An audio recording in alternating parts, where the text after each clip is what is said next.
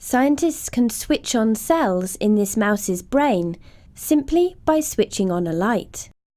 The light activates nerve cells, which make the animal walk in circles. This neat trick is also a powerful new tool. Using light to control the behaviour of cells is teaching us about everything from how we wake up to how we learn. This is optogenetics. It all started with algae. In 2002, researchers discovered that a protein that causes green algae to swim towards or away from light is a light-sensitive channel.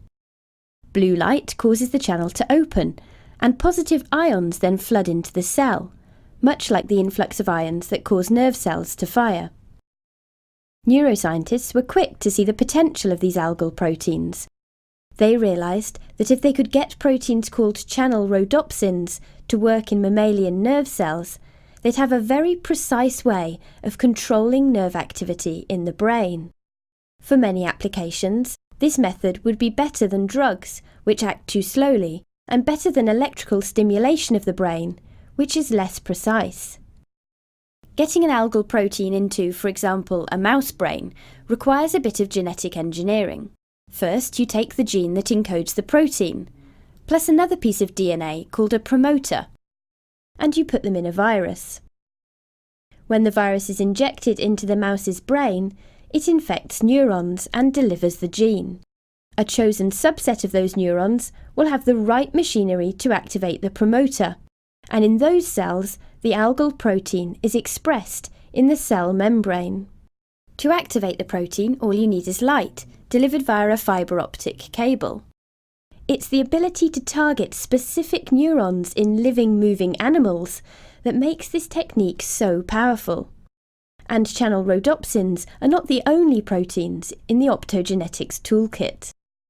In this fly, a different light-sensitive system is used to target just 2 out of 200,000 neurons. These neurons govern an escape response, the reflex that makes the fly flee as you move in to swat it. Here, a flash of light activates the neurons, making the fly jump and spread its wings. It can't take off because it's trapped in a petri dish. As well as activating neurons with light, scientists wanted to be able to silence them. Switching neurons off is just a case of using a different light-sensitive protein, such as halorhodopsin, and a different colour of light. Watch how this worm's workout is interrupted when a yellow light is switched on. The light activates halorhodopsin, triggering a flood of negative ions which inhibit the worm's motor neurons and stop it swimming. And neuroscientists aren't the only ones using optogenetics. As well as turning neurons on or off, a diversity of tools allow researchers to control many different processes in living animals and in cells in dishes. These mouse heart cells have been engineered to beat in time to pulses of light.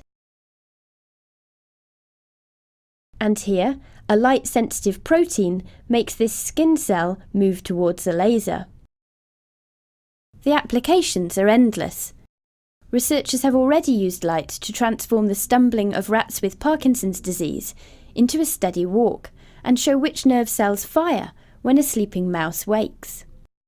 Optogenetics is shining light on everything from animal behaviour to the interactions of proteins inside cells.